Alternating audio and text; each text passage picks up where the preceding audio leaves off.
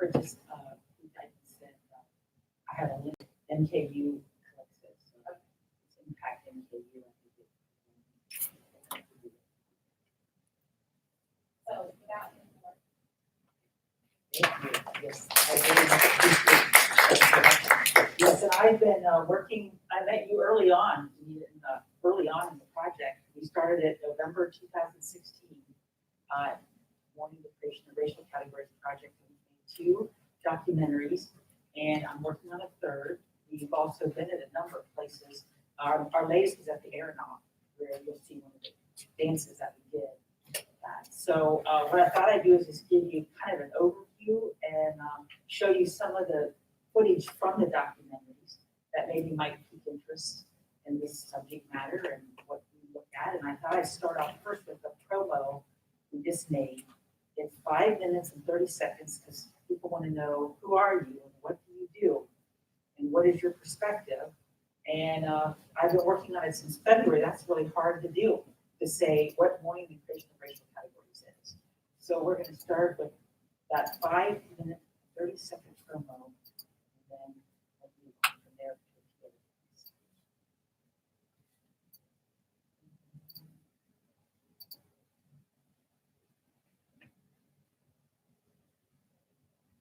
This idea of race has been in our history for the past 400 years, and we truly don't understand it. That's a conversation that I had taken myself out of because I feel like, white people have said enough.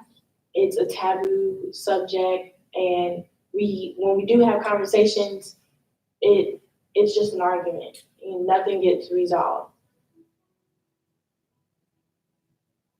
I woke up one morning thinking I'm going to issue a call for participation to students in the creative and performing arts, where we would think about ways to mourn the creation of racial categories.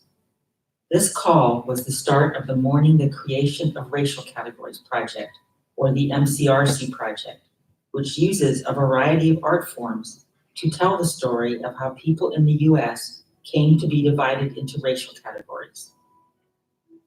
Swatches of skin matched to meaning, swaddled by a category.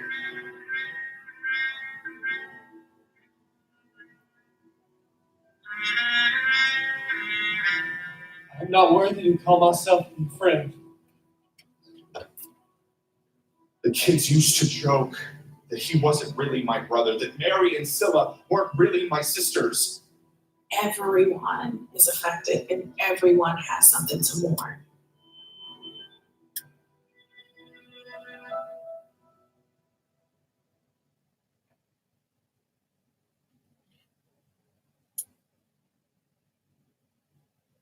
Currently, the United States uses 6 distinct categories to divide its peoples, including Asian, Black, and White. Headlines reflect the importance of these categories when they warn that a category is disappearing, growing too fast, not catching up, or is blurring lines. To respond constructively to the issues these headlines raise, MCRC believes we need a new way of thinking about racial categories. This new thinking hinges on knowing how we were divided.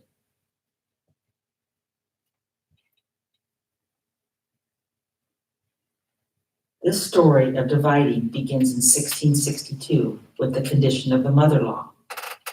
Under this law, if the mother was enslaved, her baby was enslaved. If the mother was free, so was her baby. It did not matter who the father was, but this law incentivized men to think about who they would have their children with. This law remained in effect for 200 years until enslavement ended. The MCRC Project tells through dance how the condition of the mother law was traumatic to mothers and to their children, especially when their children's skin complexion was different from hers, because complexion differences came to distinguish Black from white.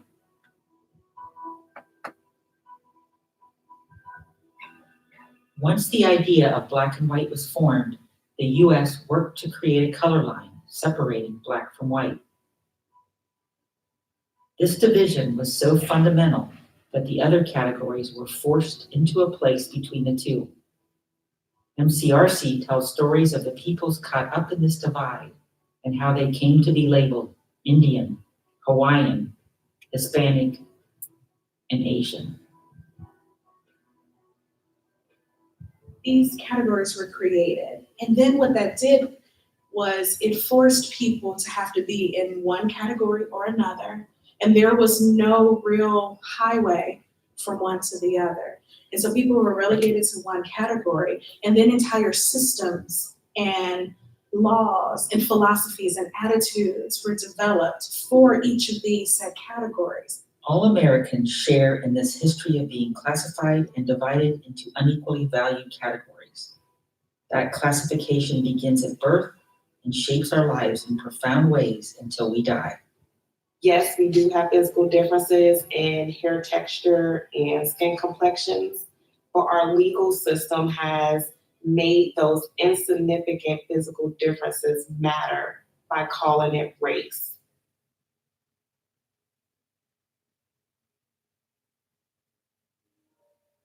Once we hear the stories of how categories were formed and used to divide people, we can see what race is more clearly. We can see how categories were used and are still used to divide families, sabotage relationships, and make all of us afraid. The MCRC Project uses the arts to guide our country in mourning. Mourning does not involve being crippled by sadness. Rather, mourning is the acknowledgement that this wasn't right. Mourning allows us to see the wounds and weights of centuries that people in each category carry around in different ways today. The MCRC Project prepares us to rethink our identities and understand race in a new way so we can begin the work of healing.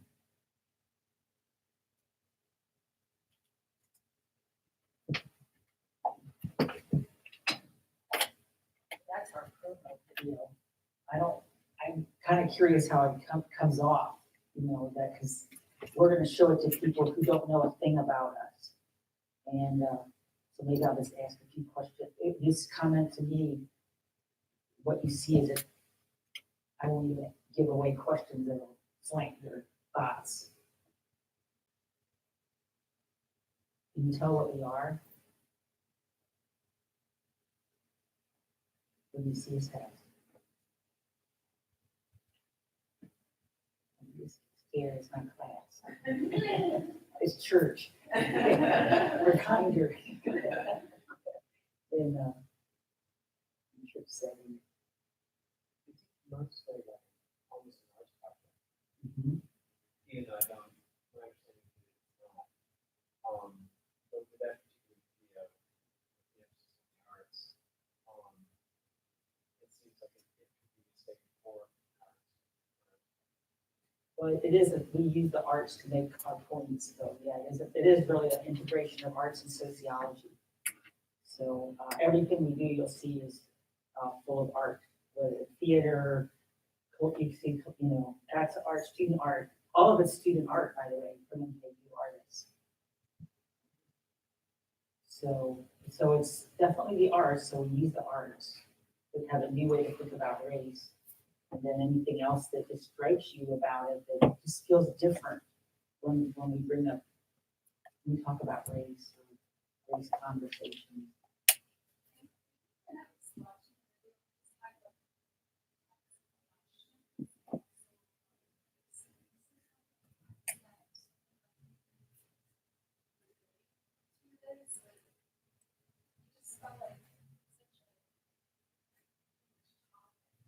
Mm-hmm.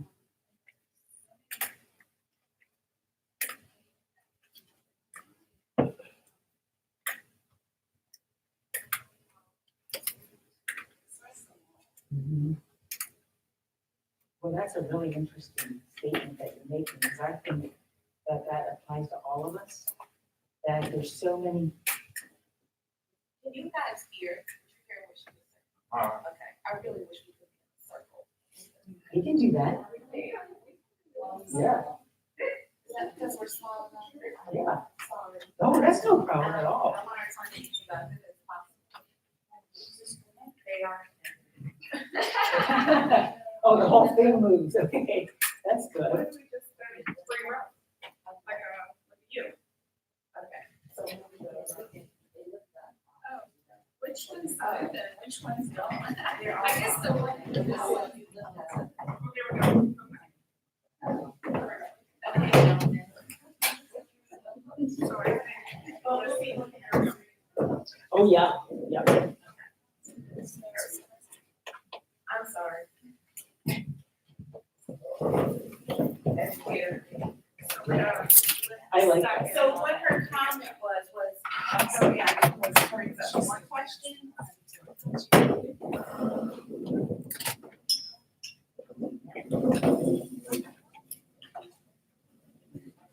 Yeah.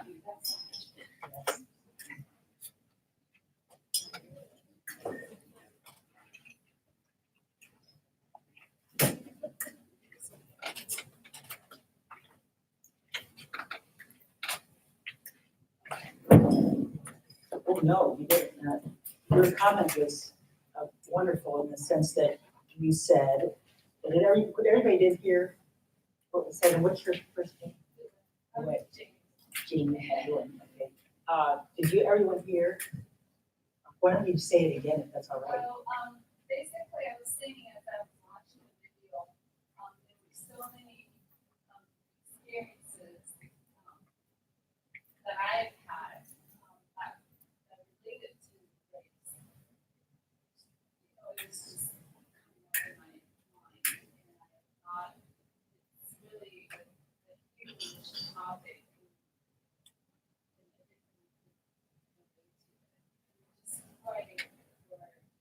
For example, the part about how the Asians, like we're Asians, right? How we got categorized into this whole thing because we got the blacks and the whites, and then everybody else had to fit in the middle. I'm like, huh, I didn't know that.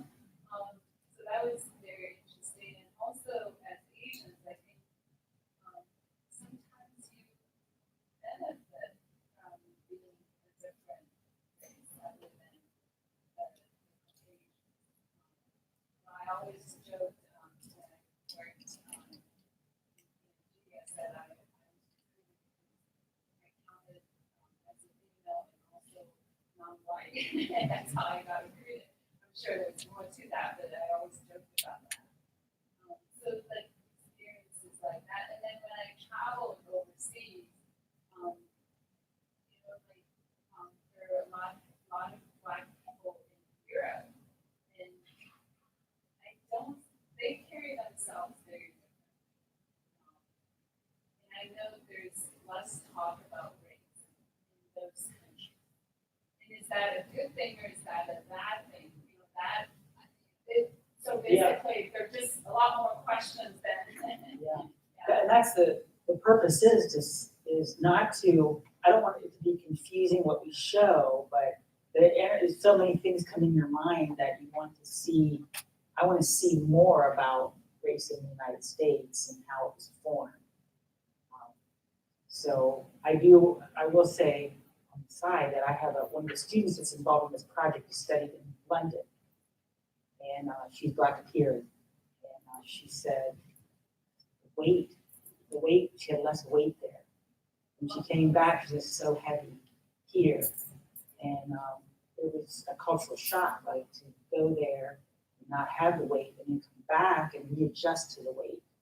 So it's around us, you know, even though people will go, what does it matter? We're really interested in that, things that impact us, that no one's saying anything. Everybody's, you know, everybody's just walking around. And then how do you feel this weight and not feel it, less of it? So all those things, I'm happy like it raised all these ideas. It doesn't have to, it's chaotic. How we think about race is chaos, really, because we haven't sorted out all these emotions. And that was really interesting how you put it. Any other thoughts about, you know, just what you saw? Hopefully it wasn't confusing, but it was just like, I haven't really seen this before. Or if you have, or One thing you couldn't see is the babies in the baskets were all different shades. I don't think that's very evident. The condition of the mother-in-law, you saw all the fathers had all these different looks. And they would have children. They would think about, who do I have children with, when the baby follows the condition of the mother. And that created all this line of, we call them multiracial people. But then our country, we make the line after that, say, okay, we're all mixed up. How do we set us out? How do we set us in categories now? So anyway, any other thoughts or thinking that you just had watching the promo? Knowing that there's a lot more to come, just little hints and stuff.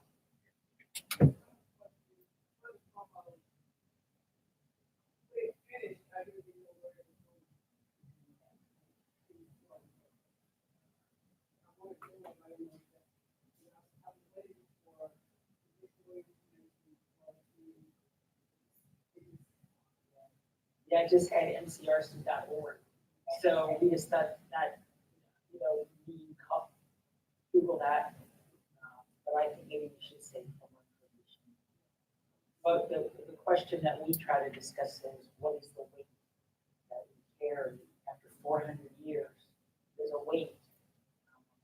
And so what we carry. Yes. From my understanding, it was about economics. We talk and divide and conquer. Yes. And it still goes on today, Yep. even though if you talk about 1600s or 1500s. So I didn't hear that in the promo, but that's really what it was about in America.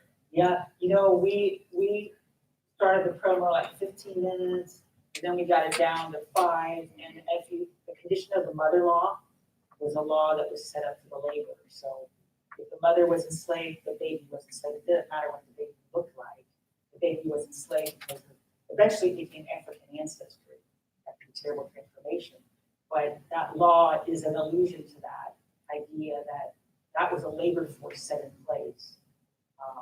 The mother was enslaved, and also we add the mother was indentured, baby was indentured. The mother was free, baby was free. Yeah, they didn't address the part about if you had a drop of blood or 3/3 of Well, blood. you saw the color line? Right, Yeah, so I couldn't do that in the promo. okay. So I'm just like, okay, you're thinking that, you're going, that color line is the African ancestry line where the line is drawn. I'm still with the economic part of it, because that's what divided America. Exactly. That's what still goes on today. Yes, Who have, who don't have, yes, who's accepted, who's not accepted. We see it every week on the news with the police department. yes, yeah. And so you don't get, that's in my first movie. And Well, you had a clip in there, sorry to interrupt, you had a clip in there where the policeman was writing a ticket. Yes. In the car, but you didn't see who was writing the ticket. Right, and I didn't want to do that. I wanted to allude to it, but I didn't want, and his face shows just a little bit when he writes the ticket. But from our point of view, of course, I have to go through the whole project here, but from our point of view, MCRC point of view, that is the legacy of race, that interaction right there. That's a microcosm with 400 years. Like a policeman, police person carries 400 years of weight and division. When they get out of the car to get the ticket, and the people in the car carry that weight too. That is a formula for the kind of things that we see if you don't understand our caste and our divisions. So I have to go beyond the promo before I can make points that you need, but you're obviously, lots of things came into your mind as you watched that as very, like, I know it's economics. I know there's a division, there's weight, but again, I'm just throwing things out there in a really quick way. But hopefully people say, I like the art, it's very interesting. Or, I see someone saying, I'm not worthy to be your friend. All those kind of things we hear, we're trying to put it together into something that's called MCRC arts. You might want to add too, the policing actually started after the Civil War, and that was out of fear. But they said, what these slaves gonna do? And that fear goes into some of the things, a lot of things that goes on today that went on even 100 or 50 or 30 years ago. Yes. Even with whatever. And that's what I said, we get the economics. But I understand what you're saying. I'm just saying, when you bring in the fear, spiritual factor, Yeah, fear, it's interesting, yes, because that's what really divides us. yes, exactly. 400 years of it. Well, Yeah. police, organized police, after the Civil War, you know, when the slaves were free, it was like, well, they don't be running around, quote unquote, stereotype of raping our white women or whatever. Yeah. So in North Carolina, I saw that documentary years ago on PBS anyway, and I remember they were talking about it, and it was just interesting. I said, oh, okay. Yes, Then Yeah. Dr. Gates got a good thing about Reconstruction, how it's still applicable to today. exactly. Yeah. Yeah, you're all over it, is what I can say. And I do take a little slower approach and it's a more sorrowful on exactly how were these categories created. Mhm. And then we know the outcome is what it is. But we do take the focus on how is it experienced, the creation of the categories. So hopefully that'll make sense as we go a little further. Anything else? For this?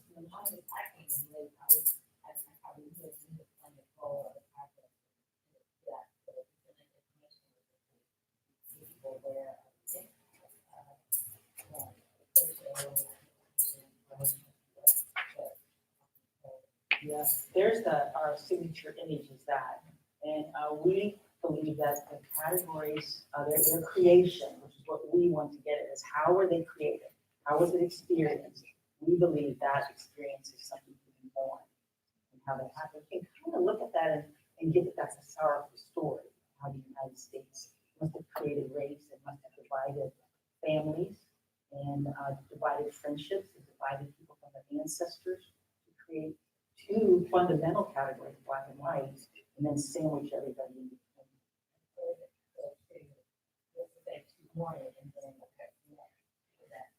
Yeah. What's next? I think.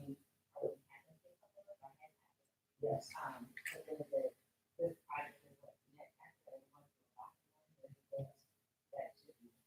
I think it should be mourned, and I think if people really mourn it, that they'll carry themselves differently when they move around in the world, and that'll change their interactions and relationships with people who are not in the same racial category.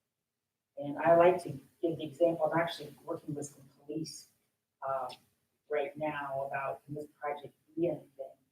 And one of the things that we're thinking about is when a police officer, white appearing police officer, gets out of the car and they see people take out their phones and start recording, and they go, I'm pissed because this is happening. Why does this happen to be on the hero?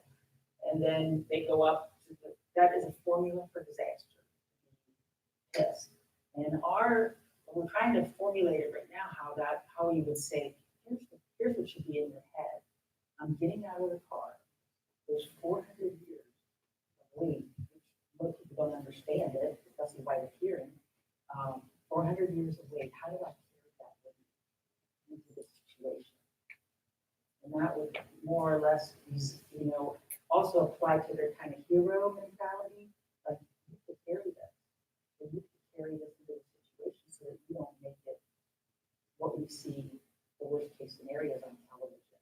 So if people can get the story of how we were divided, and the slowest people at getting that is the white appearing people, like you'll kind of see in the pieces that I show.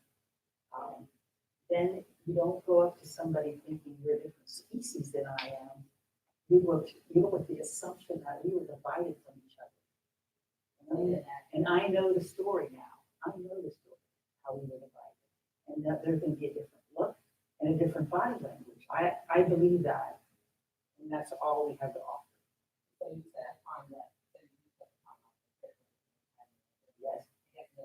Yes. Yes. Yeah. We get there. We're a little slower at how we do it, but I'm not showing like the whole movies. I'm just showing clips from that. So hopefully people go, oh, better watch the whole movie. But we'll see how I do. Yes. I would say my experience with every time I'm exposed to it, because it is pretty heavy. I am taking away the genesis, the beginning of why and how what is the goal? I feel like the ultimate goal is to teach people the history and to allow them to then live in reality. When you see someone who is different, the mindset that you automatically go to, makes It really does, yeah. And it is the economic story. Now, a lot of people, our story, it might be because I'm female, hearing person. I'm very much into the emotions of separation and creativity. So, and that's a story that we haven't told, is that emotional story. And you'll see two emotional stories tonight about how, not just how is this carried out individually to get people in black and white categories. So hopefully that'll, as we move along, all that kind of stuff will make sense, but I definitely have a real emotional, a real interactional, emotional approach to how I'm talking about how the categories are formed. Anything else before we move? All right, so I'm gonna start with just a crash course on racial categories. And so that's there we go with the questions that we all are get. And you're asked to check, and most of us have learned to do it pretty routinely. Now our country allows you to check more than one. So some people check more than one box and other people check one box. But these, the question of what if you don't fit how our country doesn't like that. in? Because for me, I don't fit in those categories. Yes. I select one that is close, I guess. Yes, yes, But it's missing stuff. yes, I exactly. don't feel that I'm represented. Yes, exactly. These are our legal definitions of categories. So nothing that I say will make sense to any one person, every person, except maybe the white of hearing. They're slower, you'll see why. I have a reason why we're so slow, white of hearing people. But everybody, except the white of hearing, who also wonder about it, fight with the category. They fight with checking it. I mean, they might say, I know what I am because I know what you see as, so I'm gonna check what that is. But everyone fights with this categorical model. But this is the legal model. This is everyone in the United States has a legal classification. And it wasn't until 2002 that people could check more than one, but only 3% of people do that today. So everyone does have this mentality that I have to check a category, and 97% of people check one. But that is these are the legal categories. They have to be changed by law. They have to go to Congress. Congress has to decide what category will be there. All right, so the next slide this is just some basic thoughts about the United States. In the United States, race is treated and always has been treated as categorical. And that means that if we go to the next slide, that everybody fits into a category. And the categories are distinct from each other. And you can see there's the 6 official categories that the United States has. If I could back up to the slide before, I forgot to mention something. One more slide, sorry. We also have an official ethnic group. It's called Hispanic. Hispanics are not a race. They're an ethnic group. And the others are our races. Hispanics can say can be any race. Again, we should get into, oh my God, how does it make sense? Because it doesn't make sense. And we could argue wow, it should be different, but it's not. This is our legal system. So again, I don't like it. Well, actually, I'm very complicated on categories, but I'll say right now that that's the ethnic group. Either you're Hispanic or not, and that's your racial category. All right? Yes.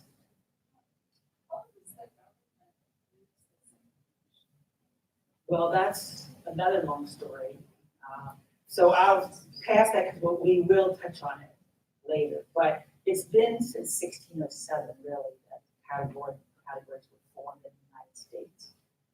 So then the next slide shows we're categorical, and it shows the pictures. I use little kids here because I think that makes it even more ridiculous, really, when you see little faces like that.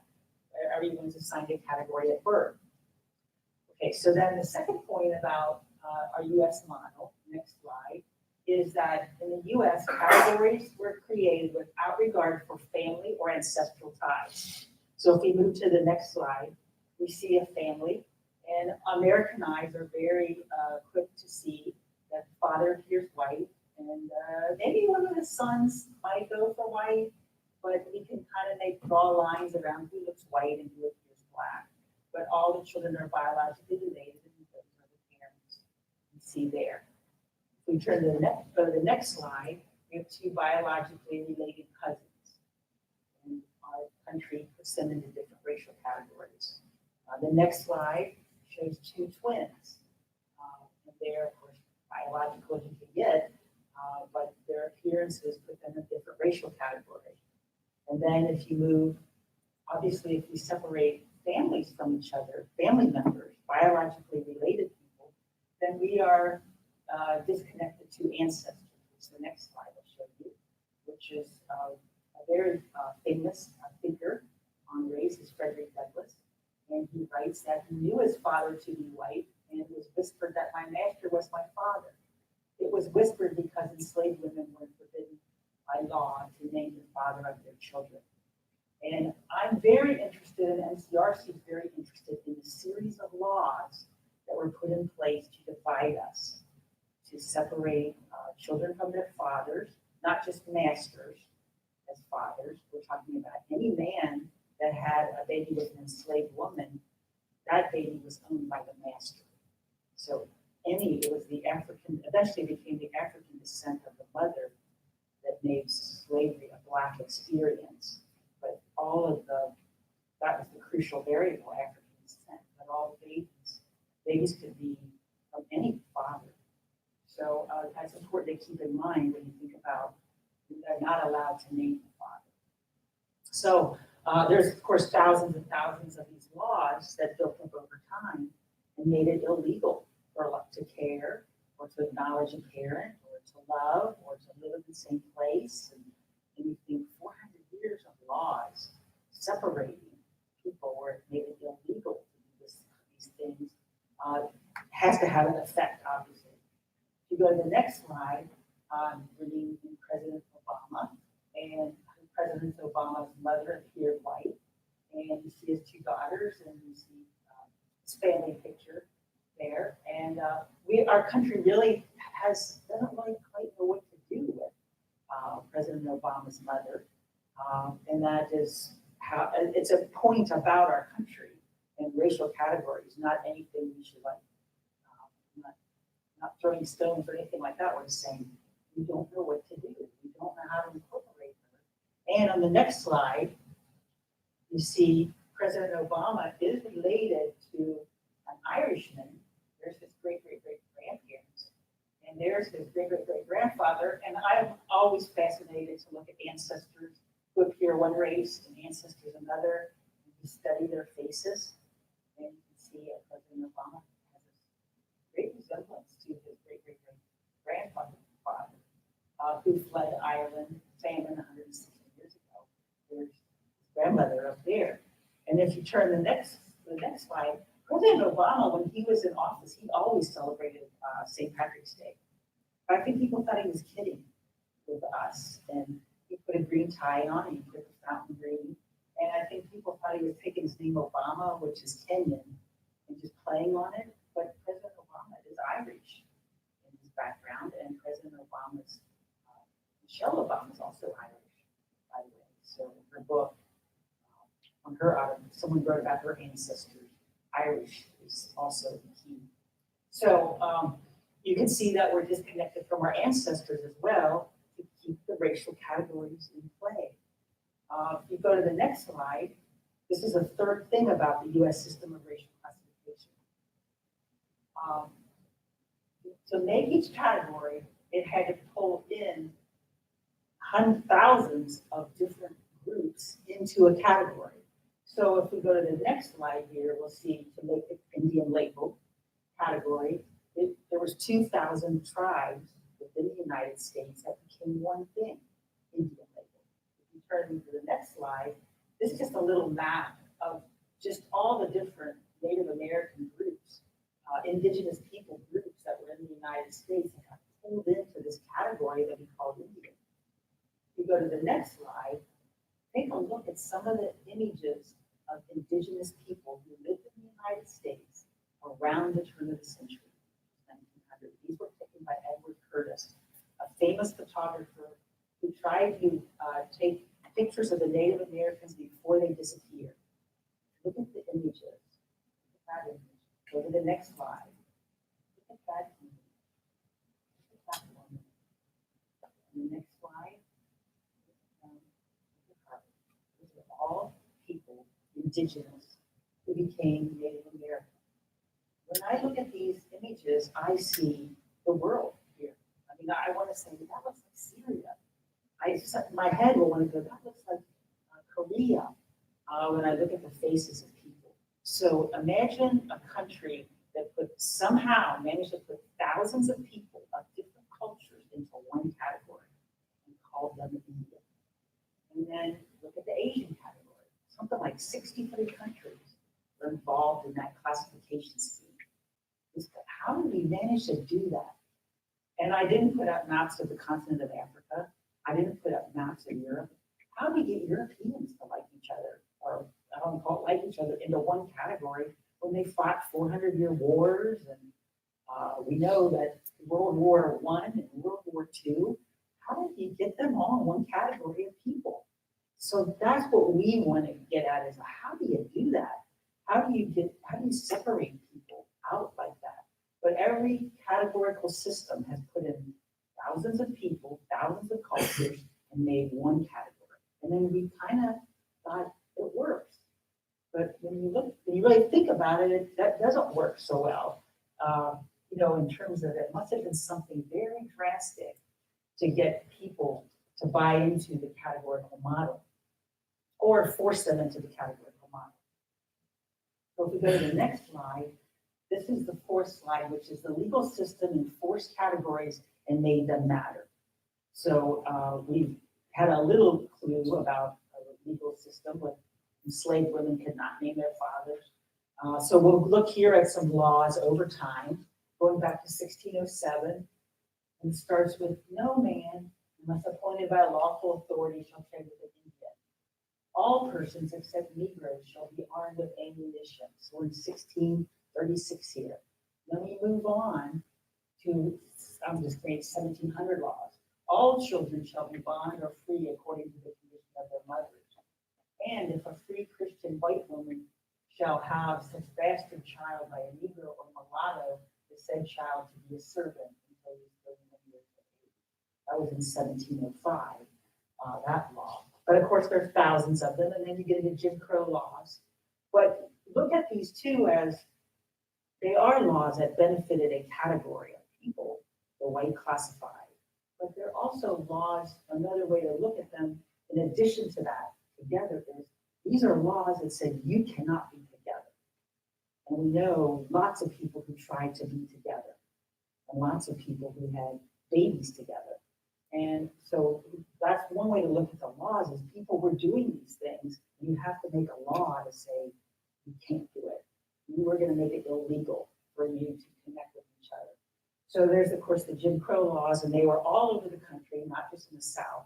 They were really everywhere in the United States, out west, where any state you name had Jim Crow laws, even though people would say, it was a Southern thing. It was not. And then if we move to the next set of laws, which are affirmative action laws, here's how my take on those. Go back up a little bit. Those laws were put in place probably 67, but it took a while. Everything takes a while to get into effect. You have a country divided for 400 years in categories, distinct categories, and then you ask a white classified people to put into effect affirmative action, and it's not going to be done particularly well. Here's a group of people that have been separated through law, and then through many people through, that's just the way it should be. We are superior. And then you ask those people to put affirmative action into place. That group has no skills to do that. And so we've done it, but we also have to recognize that how we did it, how we said, you're in charge now, you get us in a group that had no experience finding talent, crossing boundaries, that would affect the way that it was handled. So that would be our next set of laws that were put into effect. This is the last kind of summary statement here. The documentaries, which we're going to show some clips from, present artistic responses to connect us emotionally to a history that tore apart families, friendships, and communities to create the categories we so routinely check. So that's the thesis of our documentaries, as you'll see some of the things that we cover and talk about. The next slide shows our first documentary is Mourning, the Creation of Racial Categories, the categories Black and White. Our second documentary, the next slide, is Let Our Loss Be Heard. It features the Margaret Garner story as a story of separation and loss to make the categories Black and White. We'll hear that story in a little bit. And then the third documentary, we're calling Whiteness, and I'll answer questions. We're working on that one right now. And I'm happy to say the kind of things we're doing. We're about 2/3 complete with that documentary. And then our we have fourth, fifth, sixth, and seventh is each of the other categories were also formed in quite traumatic way. Their name, how we got their names, when the country started using those names to classify people. That's the story we're telling, is when did they do this? How did they do it? How did they put a name on? How people get in the category? It just wasn't natural. That makes sense. So that's what we want to get at, is how do we get in the category? What did it feel like to get put in them? Way back before we could, and even now people, people who don't fit, and maybe you don't fit. So how the heck is this staying together, this system? So that's the kind of things that we try to wrestle with. So with that said, we're gonna move to a film, the first film, some clips from it, and hopefully then I'll stop. Maybe you want to take a quick break, we'll talk, and then I have another little set of clips from the second one. Then we'll be done with talking. I don't know whether to go fast, or I don't know quite which way I should go, because I like you to see it all, and then we want to talk too. So maybe a good idea though is for me to say, I just gave you a crash course on categories. And that's usually, when I teach race, that's usually a 15-week class. So I just gave you a crash course in 7 minutes. Any thoughts you were thinking about just the basic premise of the categories? You said 1662. What do you mean by that? Where was that law? Oh, that might have been before 1662. It would be when it's Virginia, and this is in the first documentary. I go to the colony of Virginia as kind of the origin. They made tobacco their product. And a lot of us don't think of globalization as like a late thing, but globalization started with the tobacco, in Virginia with tobacco as a global product. And there was this need for labor and a predictable labor supply. And one way to get that was to start classifying, besides bringing in indentured servants, enslaved, but then enslaved didn't really start coming in until much later as a big group of people. Then how do you get labor? Well, let's get a labor classification as soon as the baby's born. Like that baby will be enslaved, that baby will be indentured, or that baby will be free. But lots of people at that time were indentured or enslaved.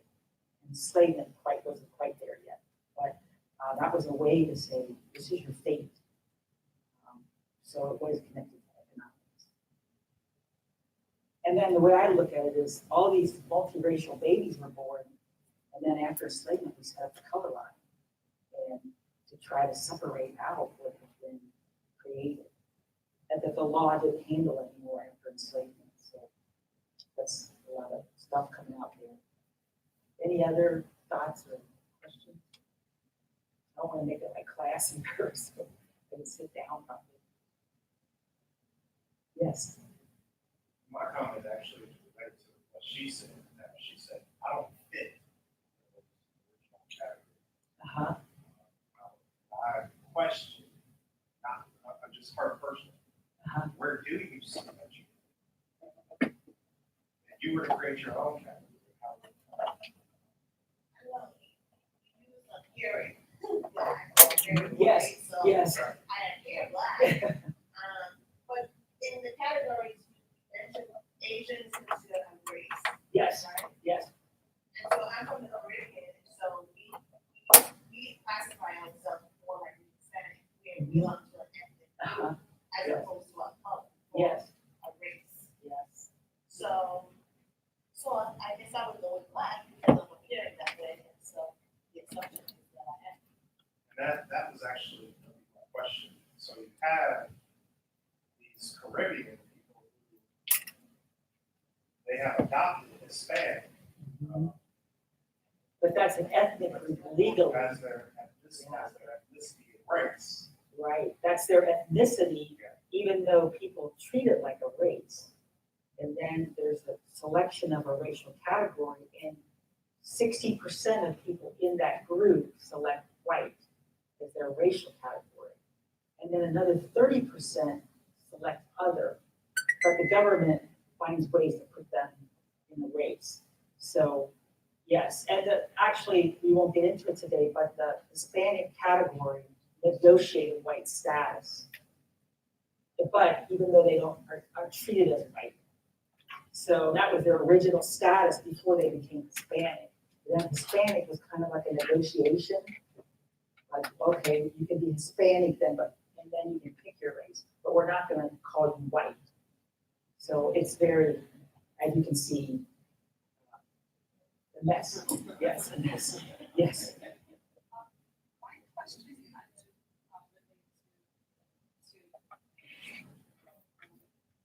but I guess also back then, years ago, these categories were created. So slaves. What are the categories for besides college applications where the university campuses Yeah. want to Well, balance yeah. diversity. yeah.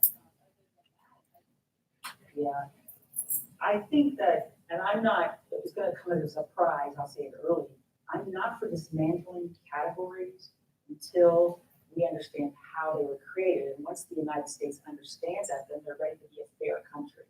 But if you just say we're getting rid of them, aren't they ridiculous? That would be a very big mistake. Because we do use the categories to say, to check on equalities and inequalities. We want our institutions to reflect our nation. And categories, I guess, is the best way to do that, however flawed they are. I mean, they're tremendously flawed. But they act now today as a conscience for people. Are we giving too many tickets out to this category of people? Are we, and I think we need checks on that. And I think people, especially white classified, are surprised to learn that if, say, I'll say white peering guys, if they disappeared, we're gonna go look for them. The schools aren't gonna, they go look for people who are gone. I mean, affirmative action has that when it's done in its best way, is about, we will find that the talent's there, where did it go? We need to go get the talent. That's the best way affirmative action is done. And the categories help with that. So I'm not ready to get rid of them until when people know the story, then we're a different nation. Well, I don't know if we will ever get rid of them, but what I'm thinking is with the current technology, especially Yeah. data, 10 years from now, or even 5 years from now. Back then, we only had 6 categories because our computers were probably limited in order to generate more categories. I mean, now you could just starting with multiple checks, Yeah. right? You could have more choices very easily, and still be able to put into Yeah. Yeah. We have 63 categories now with the choices, Yes. but only 3% choose, so that they're really spread out. But people, computers, that really wasn't the issue. It really, if you look at how they were formed, you understand what the country was going for, and I'm talking about the economic elite that was trying to really control labor force. I mean, it's so dramatic. And you think about how the Asian category was formed, was formed as a reaction to labor that was lost with enslavement. So when you know all that, you're going like, how do you know people in one category? Then you have to look at the laws and how people experience them and understand that. Yes. So at the same story, there's a lot of closed-minded, how we to like push what you're trying to do in those areas, making you are educated. That's what I feel my do education. And point out the issues that aren't being able to talk about how you push those areas that are. I'll tell you what, you said something really just a great thesis. We all kept quiet about it. Like, who wants to say, how hard is it for people who say appear Black to say, I got a white ancestor in here?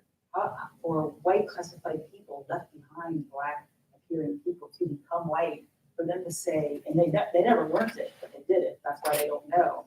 Then how do they incorporate, everyone's kind of kept it a secret, things that everybody knows isn't working, you know? And so I think what you said is really remarkable. The secrets are coming out of the closet, or skeletons coming out of the bag. It's coming out slowly, but we are all interconnected.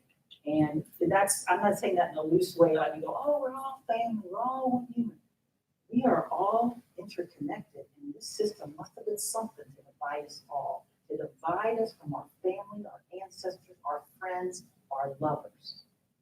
This must have been some system that got us in these categories.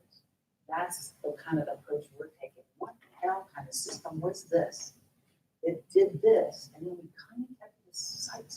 We kind of were silent about it, especially the white adherent, that you'll see in the next film. But that's a great thesis. So I think once we can be sorrowful about what we lost, maybe I'm being too emotional thinking that, we can be sorrowful. We're going to be different people. This is what we lost. And you'll see the stories of loss, which I think will help our country think about it, or some people in our country, more people think about it. To your point, the fact that it created shame.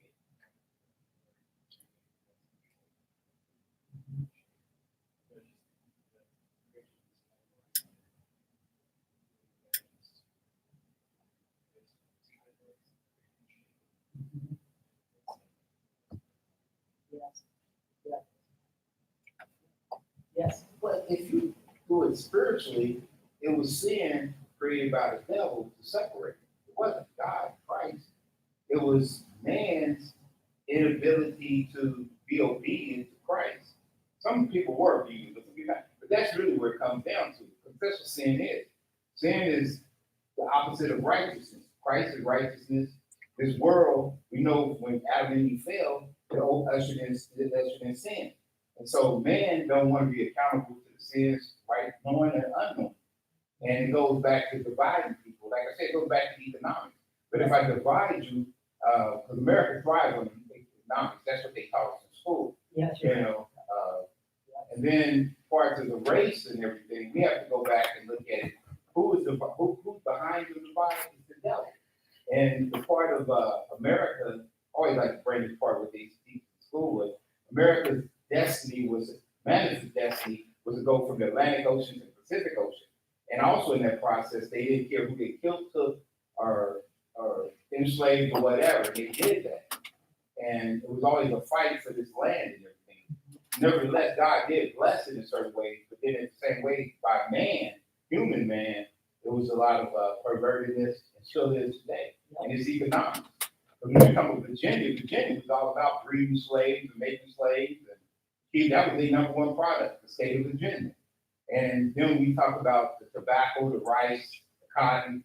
And then we know economically, you went to Africa, you got the agriculture people to come over and help produce here because you didn't know how this land was working, but it was people here who did. Right. But you went and got some slaves to And Yeah, we, economics, you definitely have the economic part of it, and I guess our And spiritual. and spiritual, and our contribution is, what did this feel like to be divided? So that we're adding that to the story, if that makes sense, MCRC. So we'll look at how we do that in this particular, we're gonna look at the Mourning creation slide, which I think is up there. So if I go to the next slide, we take an archetypal story, we take a story that happened millions of times, but we tell it through one family or one set of people. And documentary one built around the story of two enslaved men. Both are the children of enslaved mothers who have African ancestry. One appears white and the other appears black. They run away together, which lots of people ran away together in our history, including Native Americans and indentured servants and slaves. And whenever they were caught, they're being caught, the little girl is getting ready to cut them free so they can run on. And Thomas, you'll hear the story that Thomas decides they need to part ways. So if you go, you'll see that shortly. If you go to the next slide here, this piece is taken out of a book called Archie Moore, The White Slave. It was advertised in Frederick Douglass's newspaper, My Bondage and My Freedom, together with Douglass's book. So just to let you know the historical significance of the piece that we used. And then if we move to the next slide, and then we turn it on, you're going to hear the story of Archie and Thomas. By the laws and customs of Virginia, it was not the father, but the mother whose rank and condition determined that of the child. And alas, my mother was a concubine and a slave. Those who beheld her face for the first time would hardly have imagined or would have willingly forgotten that she was connected with an ignoble and degraded race. Humble as her station might be, she could at least boast the possession of the most brilliant beauty. The trace of African blood by which her veins were contaminated was distinctly visible. From my mother, I inherited some imperceptible portion of African blood, and with it the base and cursed condition of a slave. So that next slide then takes us to the two student actors. And then we're gonna hear from them in a second about the charge. Join the creative team. We were asked to act out a scene in which Thomas and Archie, after being freed by a little girl, are on their way to freedom. At this point, Thomas realizes that his dark skin would bring too much attention and eventually get them caught. And he begs Archie to pass into the white category. This parting tells us about how the categories of white and black were forged from emotions like pain, loss, and abandonment. But we learned through Archie that membership into the white category is achieved through abandoning one's ties to family, friends, and community in order to pursue opportunity and freedom.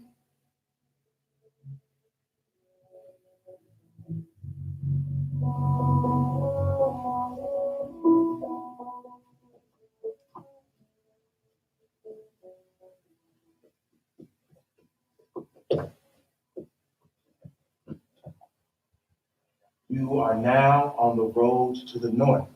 You've got good clothes and as much learning as an overseer. You can readily pass as a free man. It will be very easy for you to get away to those free states of which I've heard you speak so often. If I go with you, we shall be stopped and questioned. We shall be pursued. And if we keep together on this road, we shall surely be taken.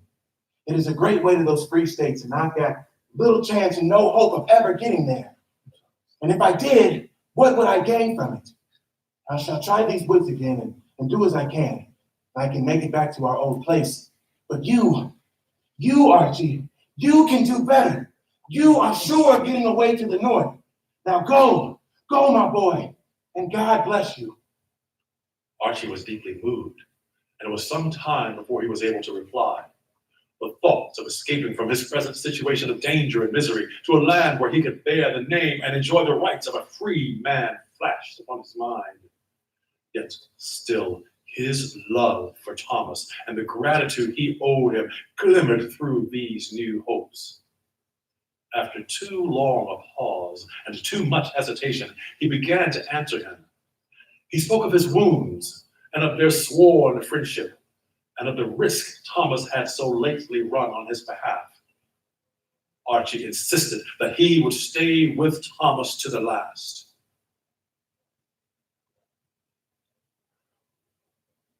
I spoke of fear, too little zeal and earnestness. At least all that I said only seemed to confirm Thomas in his determination. He replied that his wounds were healing, and he was already almost as strong as ever. He added that if I stayed with him, I might do myself much harm without the chance of doing him much good. He pointed alongside the road, and in an energetic and commanding voice, he bade me follow him, while he should take the crossroads towards the south. When Thomas had once made up his mind, there was a firmness in the tone with which he spoke, sufficient often to overawe the most unwilling. At the present moment, Archie was but too ready to be prevailed upon. He saw his advantage and pursued it. Go, Archie, go! If not for your sake, go for mine. If you stay with me and are taken, I shall never forgive you for it. Little by little, Archie's better feelings yielded, and at last he consented to the separation. He took Thomas by the hand and pressed him to his heart. A nobler spirit never lived. I am not worthy to call myself your friend. God bless you, Archie. I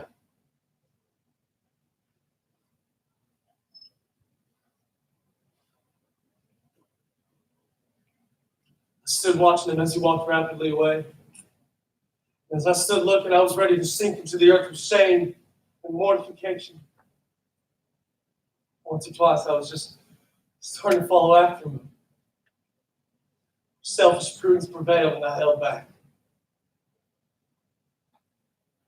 I watched till he was out of sight, and then resumed my journey. It was a base desertion, which not even the love of liberty could excuse.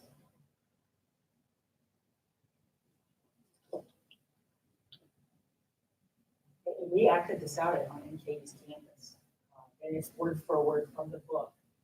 If we go to the next slide here, you'll hear the students talk that were part of the team talk about it. But how they see it is telling us about racial categories. We all had this same reaction to this wonderful and powerful story of Archie and Thomas, and the emotions we felt and how that related to us in the contemporary day, and how this idea of race has been in our history for the past 400 years, and we truly don't understand it. When Thomas and Archie ultimately, when they part ways, when they decide to part ways, it's a decision that separates them forever. And so when Archie leaves, he does that knowing that not only is he never going to see his friend again, but he's also leaving that friend to a lifetime of enslavement. Whereas with Thomas, he knows that he's leaving his friend to go, get freedom and things like that. But there's also that, there's that tension there. They're going to miss each other, and it's that deep, because they are like family. They were that close. And this is like two brothers being separated. So they're going to be gone forever. They're never going to see each other again. Or even Archie and his own mom are getting separated in that decision. And this decision isn't isolated. It's not something that happened once in history. This is a decision that represents millions of separations. And that's where the line between black and white gets drawn, is in that decision. So these two friends are separated, one gaining freedom and the other losing his chance at it. Archie expresses this true disappointment in the inevitable necessity of this separation, calling it a base desertion. He feels this great pain at the separation from his friend and his friend's loss of freedom. Shows how deeply he abhors the effects of this categorization. True mourning is profound and it's gripping, and it's permeated by these elements of deep remorse. So Thomas's experiences of loss and separation are the most concrete, but then we have Archie, who also experiences feelings of loss and separation. And what we see there is the most primitive and tangible example of white guilt, which when I initially applied to this position or project, that was something that I had identified with in my history classes and growing up. One sentence in particular that resonated strongly with me was Archie's, thought that I was ready to sink into the earth with shame and mortification. Because he appears white, he's able to pass as a free man, which his friend is unable to do. So based on personal experiences and societal influences, I was sure that there was no such thing as a white slave. And as Archie walked down the road and Thomas had to run and hide in the woods, I was reassured of this assumption. But the image of a white man knelt and shackled next to a black man arose the question, what if this is about more than the color of skin? Okay. Questions. Take a break. Here's the next slide.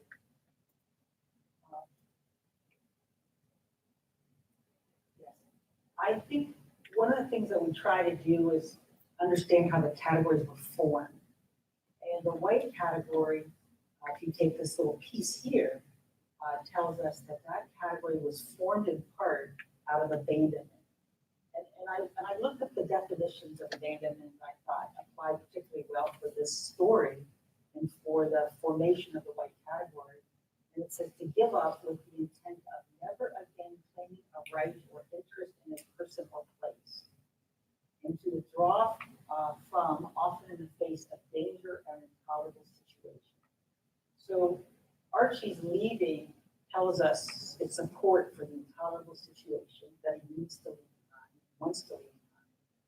And he leaves behind because of the laws. When you think of the laws that had them do this or had them strategize to leave, he is giving up never to see his mother, never to see his friend, never to tell anybody again what happened.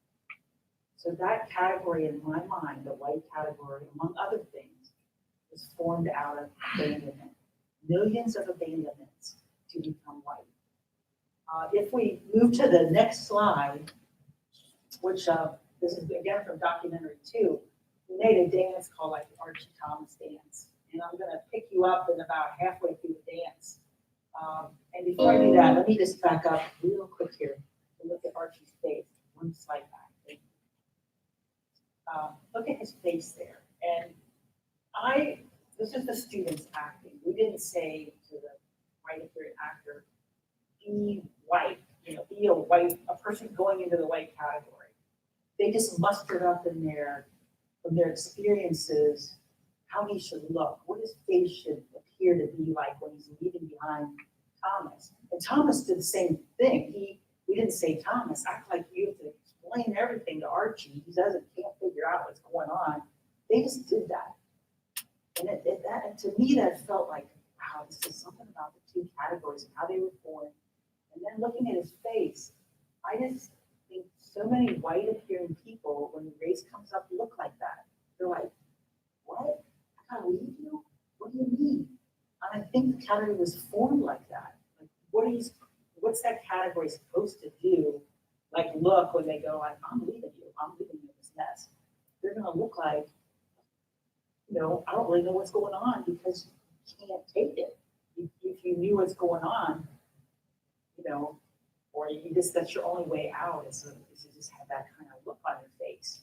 So I'm hoping you're seeing what I feel here, like this category of formed out of abandonment, when race comes up, we kind of look like that, the white appearing people, in trying to talk about things. So we had the dancers do it through the Archie Thomas dance. We did not tell them how to look at each other. We did not tell them how to interact with each other. And here we're taking it halfway up in the dance. They're getting ready to leave. And this is, you'll watch the faces of the white appearing and the black appearing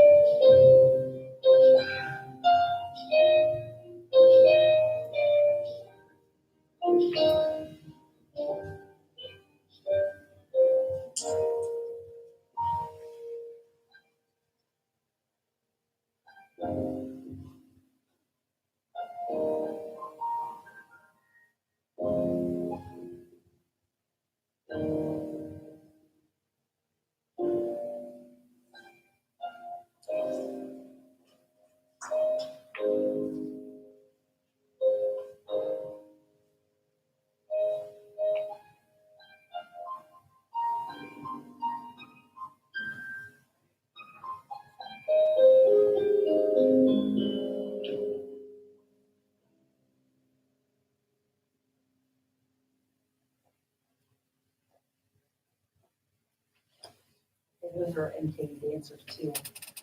So that's a little portion of that documentary, and our thesis is how, let's just look at an experience of forming Black and White. They were formed together, they were formed at the same time. Let's look at a sorrowful experience of that and try to understand the weight the categories carry because of that kind of experience. And I think the white category carries the abandonment, even though they may not know about it, because Archie will go on and he'll never tell anybody what happened. He'll live his life like that. And they won't tell the relatives. And everyone will think that he's white. That makes sense.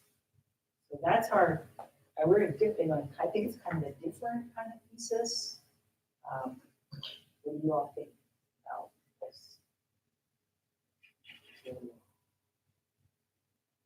So much.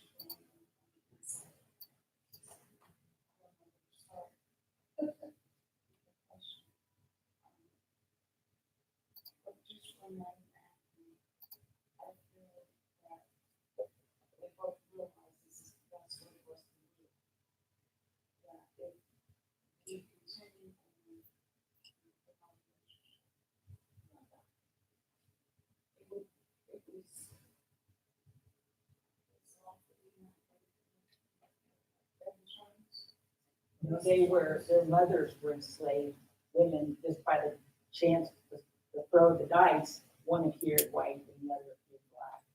Genetic, the mix with the mothers who they mixed with.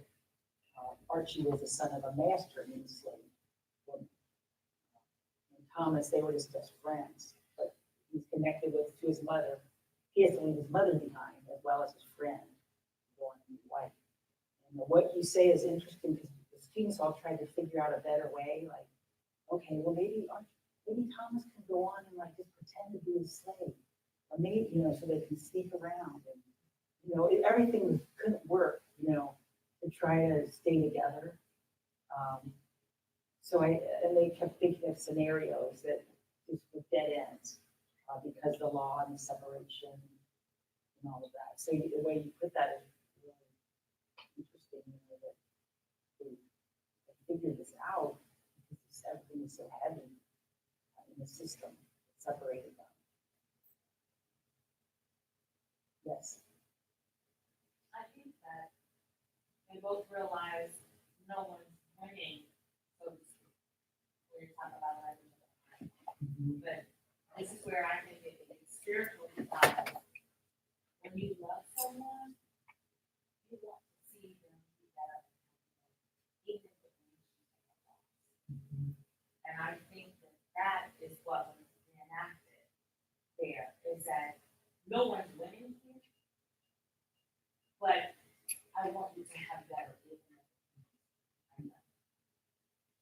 I think that's what's going on. And I think when you jump out here and say, when you look at people today, I would say those that are Christians that recognize the spiritual aspect that we're all created, we're all image bearers.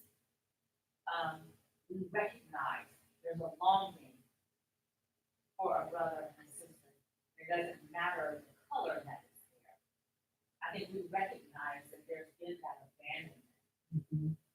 But the answer, I think, is in whether or not we continue personally accepting this abandonment as it has to be, or saying we're preparing for a heavenly home where this is not an issue. So in my own heart, I will not bow to a law that is not good for anyone.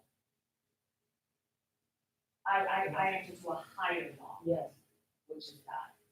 And I think that is where, as Christians, the body of Christ, we have to be, to realize that when we have feuding siblings, that parent wants those feuding siblings to come to some consensus and be able to work things out. And I think we have to see racial reconciliation or harmony is that God created us all, we're all his children, and he wants us to come to that sense of we are related, we are bound to each other in spite of what law said and does. Mhm. That's what I saw. I think I like how you said it, and I think too that if you take a category like the white category, since they've never talked about it, they don't, some things, like when I talk to white attorney people, they always have a void. They go like, whites, it's just nothing.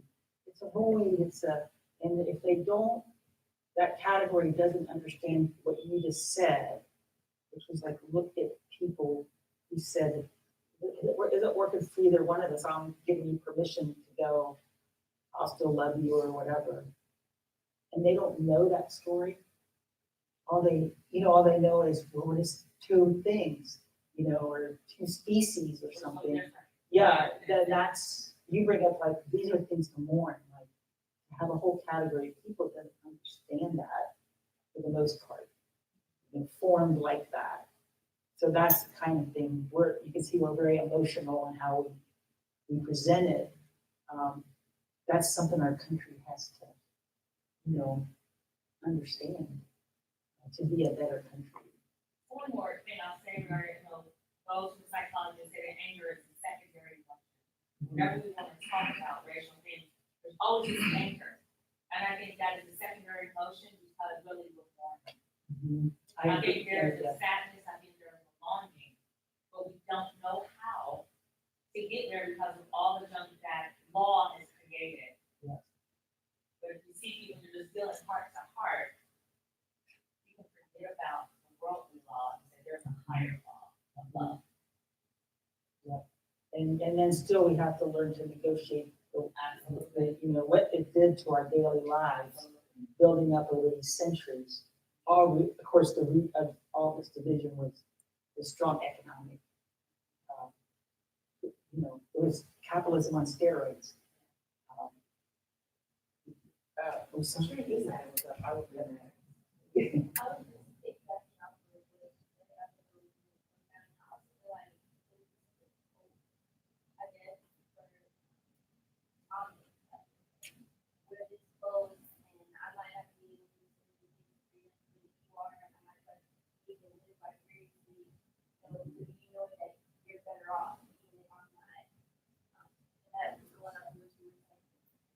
I'm not able to get you, maybe I'm supposed to do better life.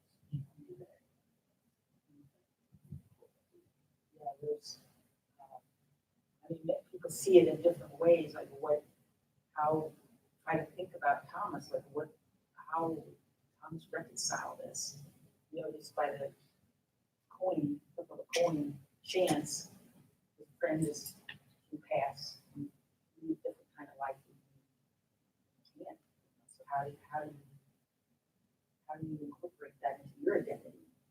And I think the Black category had to incorporate those kind of things into their identity as well. It was formed out of being abandoned. So that's how we're presenting things. Yeah.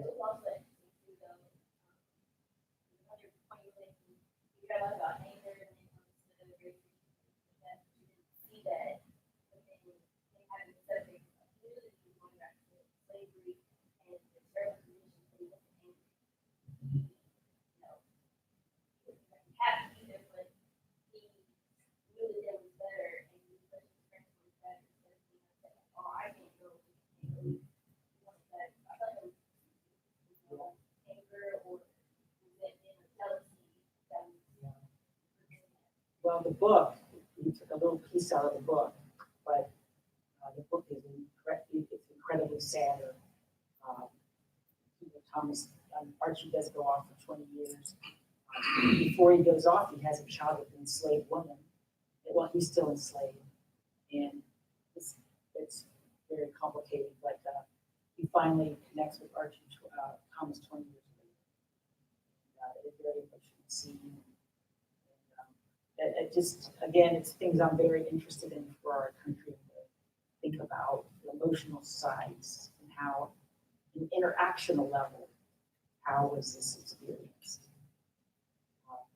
So that's the focus. It's an incredibly intense book. I'd like to find out the book. Joan knows I'm like one of her greatest cheerleaders. I first heard about this or experienced it at her school. And the first thing I said was, I just really want to applaud her for having the courage to address an issue like this. It's almost like the elephant in the room, and it's really becoming worse, and nobody talks about it. I appreciate all the spiritual comments that were made, but I wrestle a lot with the resentment of all of this. I love God. Anybody knows me knows that. But I have been purposely trying to get into some real conversations about this with white people or white appearing. I went to see I Am Not Your Negro by Baldwin. And from that, there were conversations throughout the city where we would be able to go and talk about it. And the issue is we need to be in a place where we feel safe, because everybody does get very defensive about it, you know.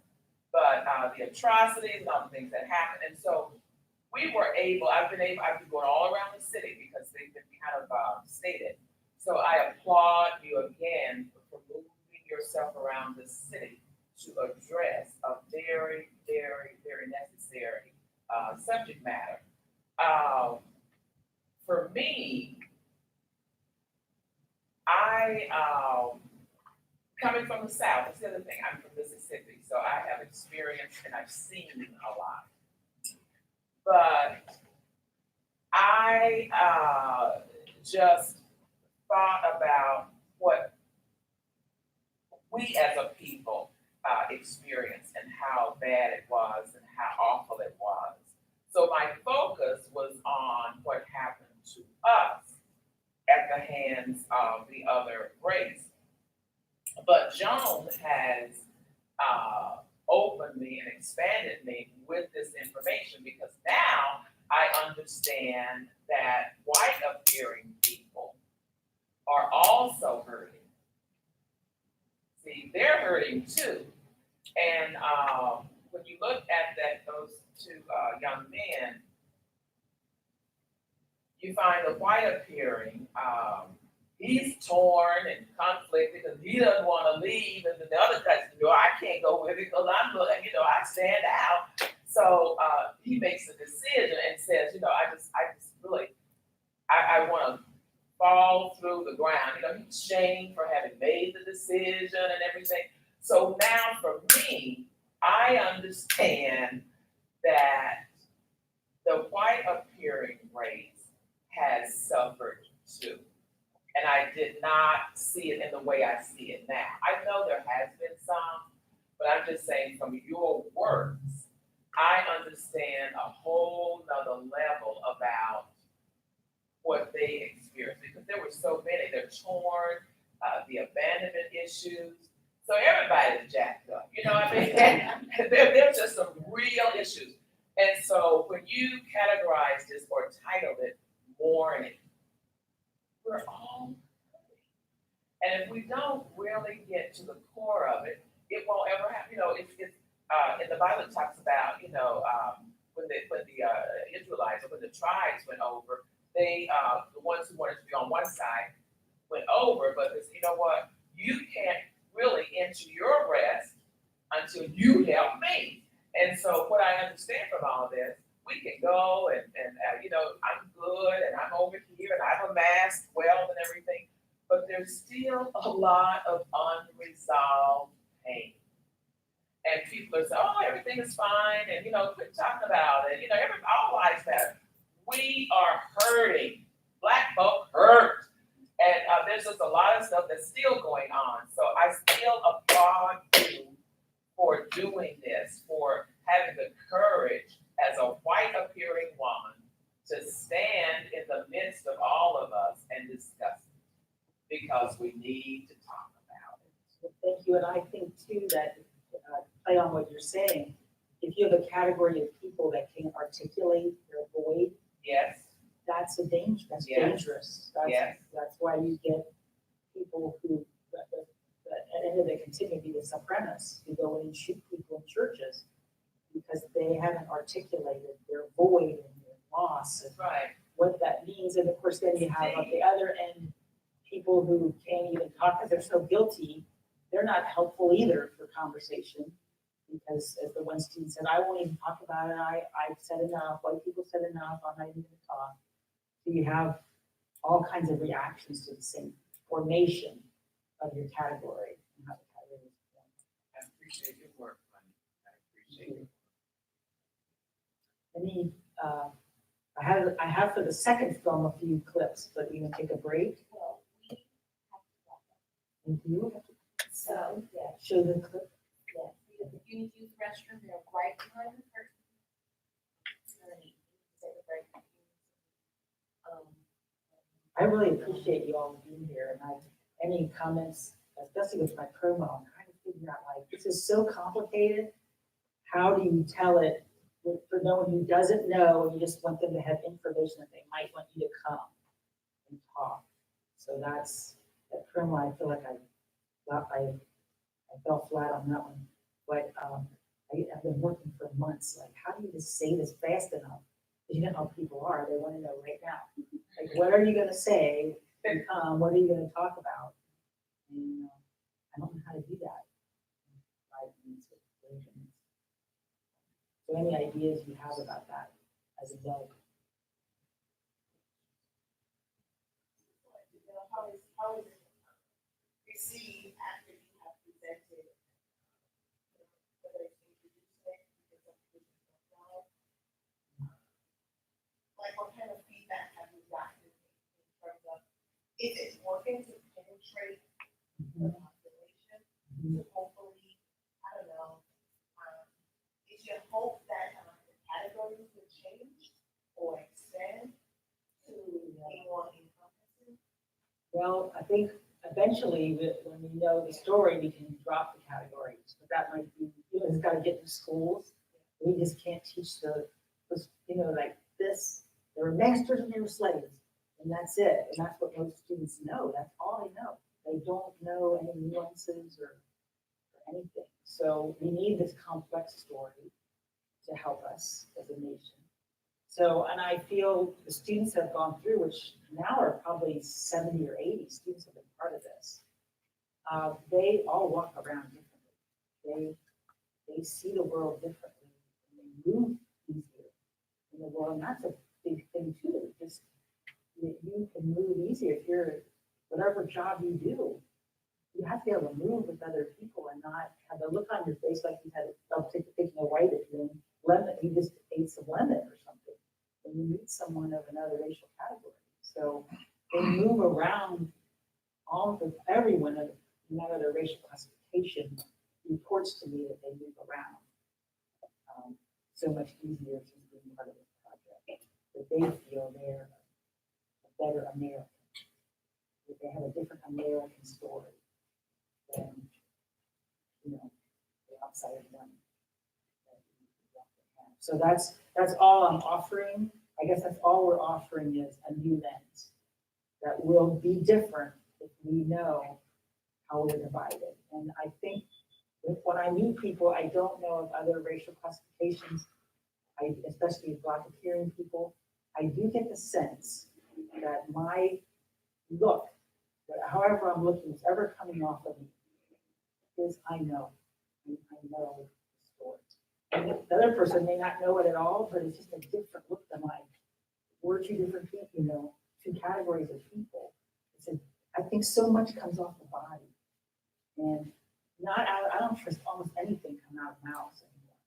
I think the body says it all. And of course you're going, no, I don't see anything, you know what I mean? It's just, you do, people tell through their bodies what they know. And so I think we'll have different bodies come out of this.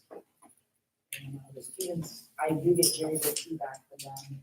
Very emotional. The dancers cry, and they never had this experience where they felt like they shared a story before. So I'm getting good feedback, but, it's, I feel like it takes 10 years to be an overnight sensation, so we're in year 3.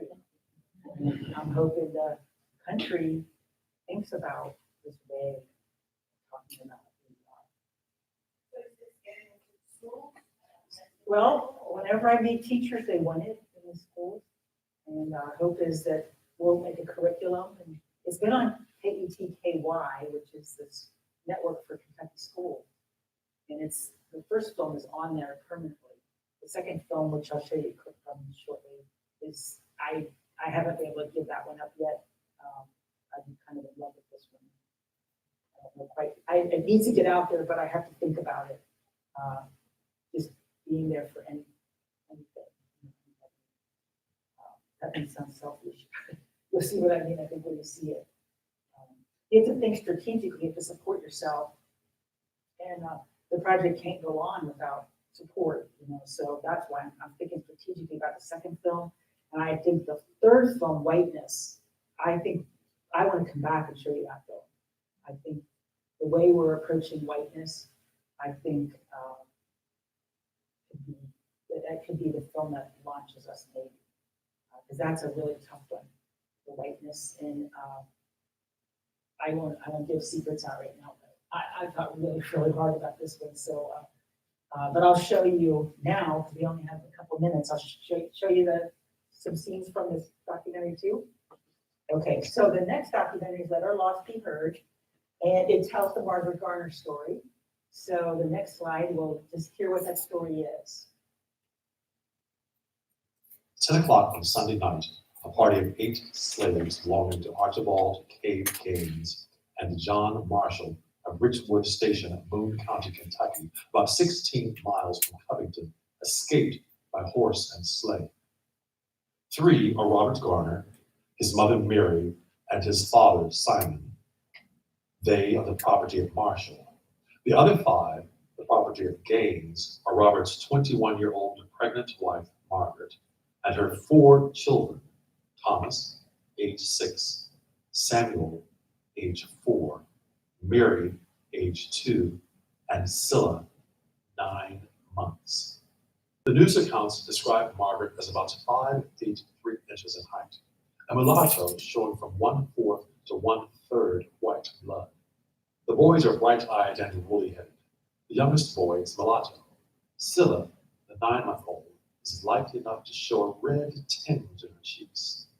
Mary was almost white and was a little girl of rare beauty. The 8 rode in the sleigh to the riverbank, where they walked over the frozen Ohio River into Cincinnati. Mr. Gaines, springing on a horse, followed in pursuit. After a few hours of diligent inquiry, Gaines learned that his slaves were in a house about 1/4 mile below the Mill Creek Bridge on River Road. On reaching the house, officers attempted to force the door open. The window was suddenly thrown up. Robert presented a pistol and fired 3 times, wounding 1 deputy. During the affray, Margaret had struck her infant Scylla on the head with a fire shovel with the intention of taking her life.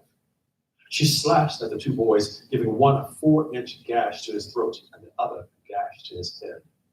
The 2-year-old lay on the floor dead with her throat slashed. Mr. Gaines, the master, picked up the dead child and was in the act of carrying her off when objections were made to the body being removed before an inquest was held. He at length surrendered the child. The mother of the dead child acknowledges she killed it, that her determination was to have killed all the children and then destroy herself rather than return to slavery.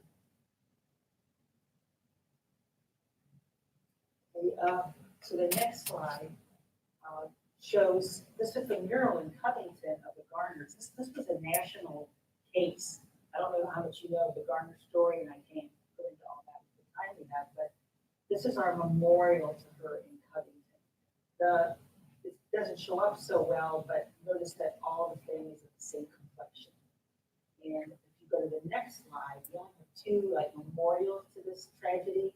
This This is another one that Harper's Weekly ran in a couple of years after the tragedy. Robert shown is dead. The children all share the same skin complexion as the mother. So we had to make new artwork for this. And our students, next slide, shows the Robert's there. He did not die. He's with his wife. The two children appear a different skin complexion. And then you see the Archibald Gaines, the guy with the hat on, is the father, the father of the two white appearing children, and even one of the sons, which is Samuel's, the younger of the two boys. Then if you go to the next slide, we had to make them escaping, and you might look at that and go, well, that looks kind of like that for Sunday Drive, but we had to make it so that if you were going to escape, you had to look like you weren't running. So that's why it has kind of a leisurely, in some ways, look, but yet you can see there's a rush involved. We created that. And then our students also, next slide, created a sculpture of the family that shows the different skin complexions. And then the next slide, I'll do this in just a second. Know that our country needs to be able to process the skin complexions. The skin complexions were formed out of, but our view about them were formed out of trauma. The color line was formed out of trauma like this that you see here. So when we say, oh, we shouldn't care what color it is, we also have to get at shades and all that. We have to get at the trauma by which these shades were valued, not just today's lens looking at them. So here's a little collage that says we're going to use the arts to help tell the story. So you can see all the art that was involved.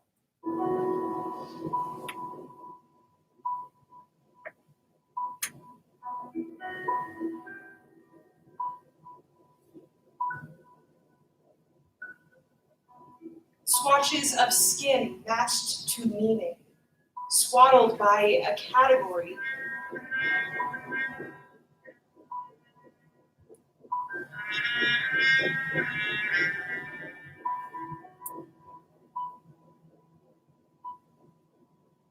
I feel like ceramics for me is heavier. There's more weight to it. So when I want to work with something that's a little bit more, I don't know, emotional for me, sometimes I work in ceramics. It's hard to bury something that never really died. I find him hiding in my cupboard between the spaghetti sauce and sauerkraut after he's eaten my family tree. Just the complexity of family and biological ties and the way that it branches out, and there's just no way that it can be simplified. If Virginia is mine, how is it that she doesn't have not one trace of me in her? Not my blue eyes, not my pale skin.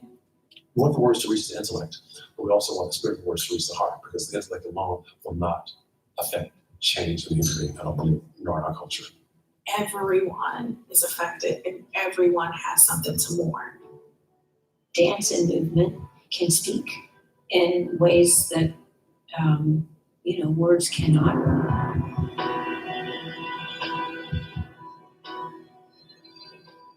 The kids used to joke that he wasn't really my brother, that Mary and Scylla weren't really my sisters. Would I lose them in freedom? We made the children crumble, crumble, crumble.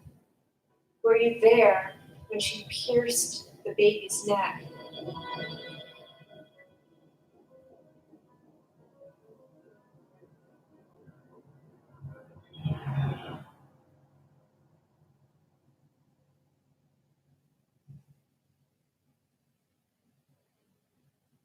And then the next slide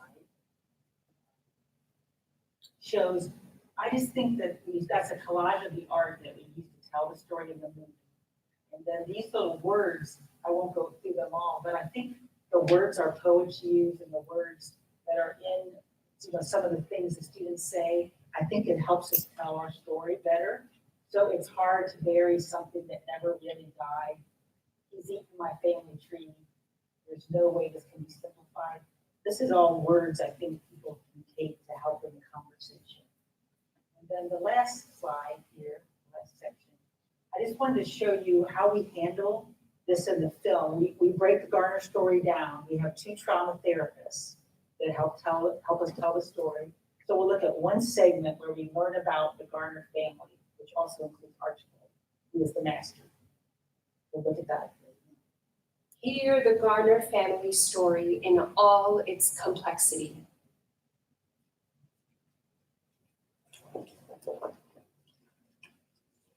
When I think about being Robert, I think more of the family. So I don't think about myself like I'm Robert. I think like I'm a father taking care of this family. For me, I didn't really want to act. I wanted to be like, I'm living, what actually happened. Having to perform as Margaret Garner, there were so many types of emotions that I had to be sad, I had to have fear, I had to show love all at the same time. I want Samuel to be seen as wanting to connect to those siblings whom don't appear the same skin tone as he would say Mary. Even though they appear different skin tones, they still have a connection, they still have love, and they're still family. It was just the 2 of them in an intimate moment in their relationship. And then Archibald comes in and steals her away. That moment is so horrific because, here's Robert, this strong man, and he could do nothing when his wife is ripped from his arms. They establish the immediate family, and Archibald comes in, and he's very villainously described through the dance. He's very powerful, manipulative, he's very controlling, and so we see this like super aggressive side of him.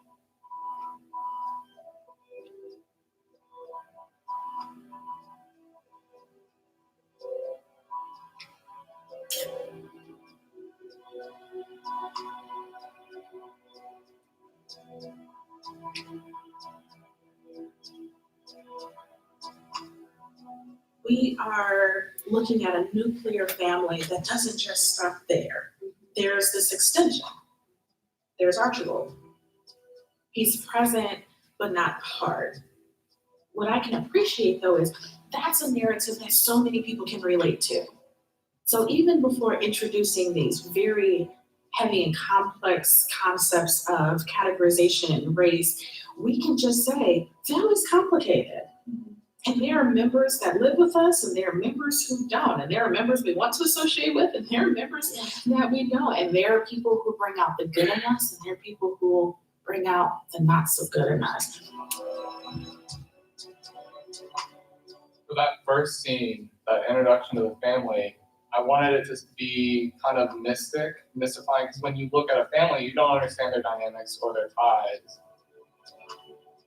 I never heard the Margaret Garner story and her family, but I learned that some of the context of the story was taken out just by changing the skin color of the characters and the people who really live this.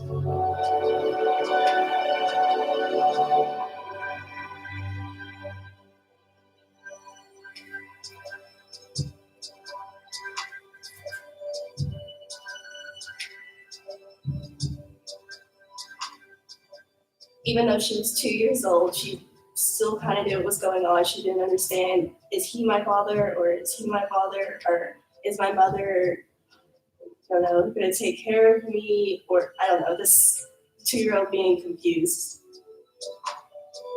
When Margaret and Mary are like having a connection of like a mother and daughter moment, and she's leading her around in the circle, and Mary's looking around. She just wants to like take everything in, but it's that childlike quality and that motherly quality that shows that she loves her with all her heart. That's a little segment from it, but we carry it through, we help go through the story. So that's how that thing's set up.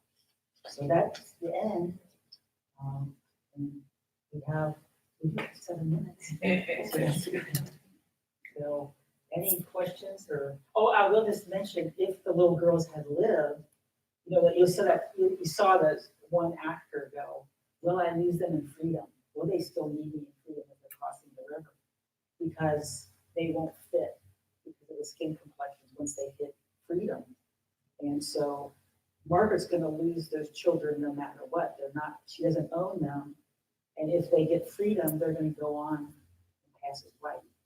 Because that's the system that's in place, you know, to support that kind of decision making. So that we get at that angst, you know, how these categories were formed and how we divided from each other to make black and white work. And to make black and white work, it had to be the kids that were divided, that were from black and white people. So they're behind all the division. What happened to them has been in our history since 1607. I just wanted to mention that part too, so we get at that complexity. A point about that story that Lashonda, who's one of the trauma therapists that brings up, that always resonates with me, is with Margaret as the mother, bearing those children, not knowing things about her bearing the child. Is this my husband's child? Is this the master's child? The relationship that she has with the baby as the baby born and developing inside of her, that's traumatic. And then those children coming to life, and just that whole relationship of your body not being home as a slave. And so the grief of like, oh my God, how could you kill the children? But her determination that, especially her white will not go back into the situation that I came from, where they have no control over their body. That is actually freedom, versus murder. Like it's a whole different perspective to think of. But because of, again, not knowing how And we present Margaret as our nation's mother. She's the mother of black and white appearing people, and we have not paid tribute to her as that person. That's very important too. And the film goes into relatives of the future. You know, you can see how she carries through to the present in all the people that appear black or white, and also Native American. We'll get into that too. The other categories getting lost in the black and white category. They came from other places. Yes.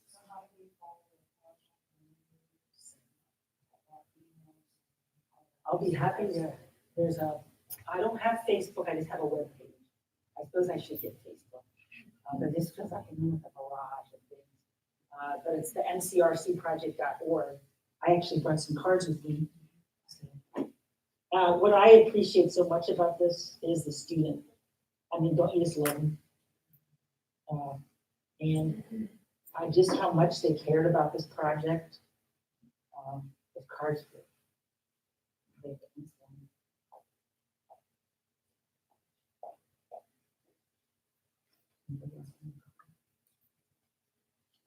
I got some already know me and all that. But we'll keep updates there, and you can find out what we're doing and all of that. And we'll probably show the third film, Whiteness, in October. I can give you invitations to do that. So that's, any other thoughts? We have 3 minutes. You know, Toni Morrison's book, Beloved, was about that. Yeah, The book was kind of weird to read, though, but the movie was easier to digest. Yeah. Once you understand that. But then the passageway from Africa to America, a lot of women threw themselves over here. You thought it was crazy as suicide, but it was the part, I don't want to do this. I don't want to go there. Because really, it comes down to spiritual. Who has the right to govern and tell somebody what to do? We know Christ do because he's righteous. But the sad part with man, I believe what God said, man, that's his own device is dangerous. That's what we got today. Yeah. That's what I said. We're in church, but just looking at it, it's either righteousness or sin. That's it. There is no in between. And a lot of times with the story, I heard the history books down in Texas, they have changed from slavery to indentured service, which is a lie. And history, just you know where history alone, it's all been who's writing it for the narrative of it. But we see that with the movies, you see that with just in general, but you have to be willing yourself to do some research and find it out yourself. That's why some people get caught up in their ignorance, not knowing, and they get very emotional, or they get caught up in the foolishness of what somebody told them that is not true. But there again, sin is not right, but righteousness is going to always stand. The truth will always stand. First to the ground comes back up. We've heard it from the Bible, Martin Luther King to different people. It's the truth. You can't hide the truth, but there again, this whole thing of, I'm gonna say, some people saying what's right and what's wrong. The wrong was said it's still percolating today, still going on. Versus just dealing with it and just to be sincere. For whatever reason, some people just don't want to do it or can't, or they don't want to go searching. You know, but there's a lot of things when it comes to like. I was blessed to take African American study history back in the 70s, when I know a lot of people didn't want it and didn't want to have it, but it opened their eyes and their ears, even coming to Christ about the truth. And what happens a lot of times, people don't want the truth, but they're comfortable where they're at. But that's sad. But then Jesus always tells us, come boldly to the throne of grace. Have a need, anything. But anyway, I'm gonna stop there. But, I hear everything you're saying, and I'll close with this remark that right now Danita and I are reading It's a Life of a Slave Girl, which is slave narrative, and that narrative is a story of Black and white America. And it's sad that part of the categorization also included the categorization of disciplines, so that African American studies was thought to be, oh, that's just of interest to yeah, it was bad. Nobody wanted to take it, but that history is the history of our nation. And it's the best told history of our nation than the sanitized version that we get. Yeah, like that, yeah. Yeah. Thank you. Thank you for everything.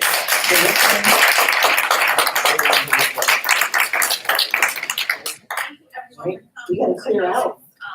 Clear confusion, some of you have been exposed to work, some not, but thank you for taking courage and making this meeting. So we get to continue your mark a little bit more quickly. Yeah. Any thoughts about making a promo?